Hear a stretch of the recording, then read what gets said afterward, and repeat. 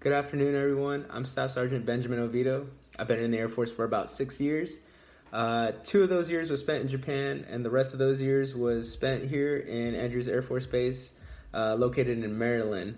I'm stationed in that DMV area, DC, Maryland, Virginia, so you can imagine the traffic coming in. Got a question for my military folks. Do you remember what it was like going through BMT, where they taught us how to march and how to fold socks and how to talk to people? Well, they're implementing 3 main changes into our new BMT. Don't worry, for those of you that aren't military, maybe this will prove like very informal to you guys. If you do decide to join the military, you can get a little scope of what you're getting yourself into. So, the superintendent of the 737th training group, he teamed up with a couple of experts, and they had like a table talk of different ways to make these changes and how to change the mindset of the Air Force. So with that, they covered these 3 topics that definitely want to be implemented. The 3 main topics are going to be TCCC. The second topic is, of course, PT. They want to up the PT standard. And the third and final standard they're going to do is actually add a new week into BMT for mentorship. So pretty neat stuff. The very first topic is TCCC. So what is it? It's essentially, tactical casualty care. So they're going to put airmen in combative scenarios where they're patrolling out in the wood line, and then they receive contact from bad guys. 1 or 2 airmen will go down to give the rest of the airmen that chance to implement those new techniques on how to save those airmen under combat. So what they're going to do is they're going to eliminate whatever threat that they're facing and come back for those downed airmen and implement those life-saving skills to save them and move them into a better location. So the mindset behind this is you're not going to be behind a desk all the time. As everyone jokes, the Air Force is the chair force. We're more of a supportive branch, but that's the mindset they want to change. They want to change us into a more mindset of, hey, you can go outside the wire, have a gun in your hand, and you're going to need to save your buddy if he ever goes down. So that's what they're hoping to back on that.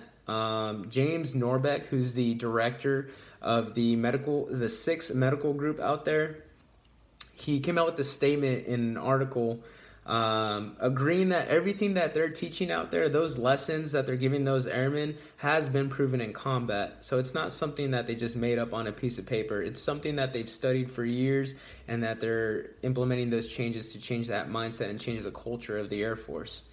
Moving to the second topic, what is the PT standard? So with our PT standard, it used to be 31 PT sessions in your basic military training.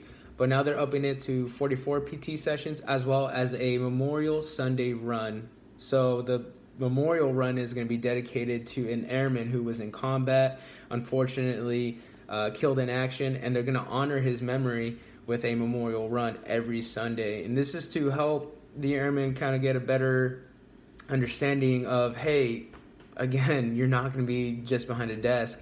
Like, there are airmen out there in our Air Force that has paid the ultimate sacrifice. So what's stopping you from being all the best airman that you can be?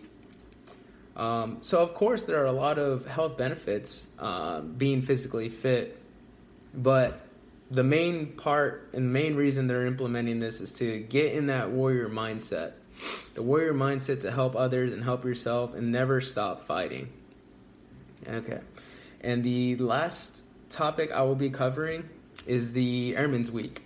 So these graduates have 1 week where it's just dedicated mentorship from not only the military training instructors, but other instructors to cover the honor code that the Air Force implements. So integrity first, service before self, and excellence in all we do, as well as leadership, character development, what other ways that an airman can push himself and push others as leaders and followers in today's Air Force, which I think is very important because everyone is a capable leader. As long as they push themselves, they don't give up, and they put everything and anything into what they put their mind into, they're gonna definitely accomplish it. So in conclusion, we covered the main changes in BMT. We've covered TCCC, the new PT standard, as well as the new added week. I'm definitely excited to see what the Air Force continues on doing with the changes they've made in today's Air Force. And I'm definitely excited to see what new type of airman kind of comes out of BMT. Hopefully not a lazy one, but more of a motivated airman in today's Air Force. Thank you and have a great day.